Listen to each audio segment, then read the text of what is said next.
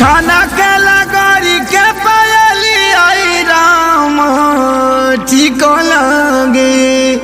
अरे ई का हो रउआ तो बोली मत हमरा से। तो अरे त मुंह कालत कहले बाड़ू। रउआ बात मत करी हमरा से, कोनो मतलब बा हमरा से? रउआ तो अपने धुन में रहे के बा हमरा से। अरे बतिया का भल में बताइबे कि बेलमुंड बिगड़बे हमार ना मनबे? बताओ का भइल बा।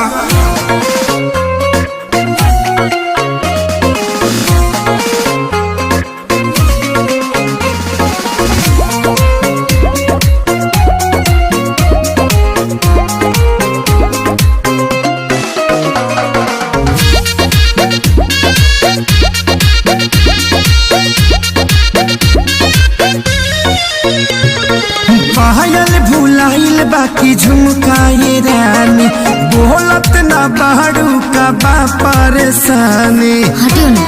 अरे बोला का बात बा? हटियो। पायल भुलाइल बाकी झुमकाए रानी, बोलत ना बाड़ू का बाटे परेशानी। काहे तोहर भोरे से लटकल बलोला हो, लटकल बलोला। हाँ तो सुनी ना।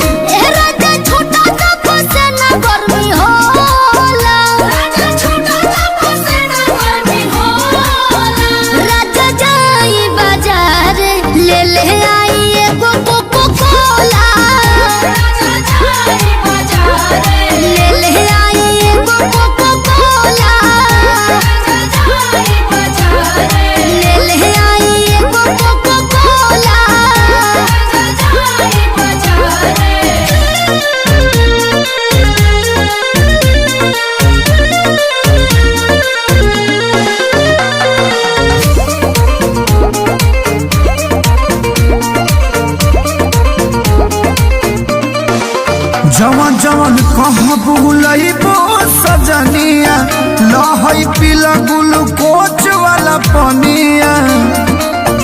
पिया हमरा के तू भुलावेला, मीठा बोली के तोरा में दबावेला।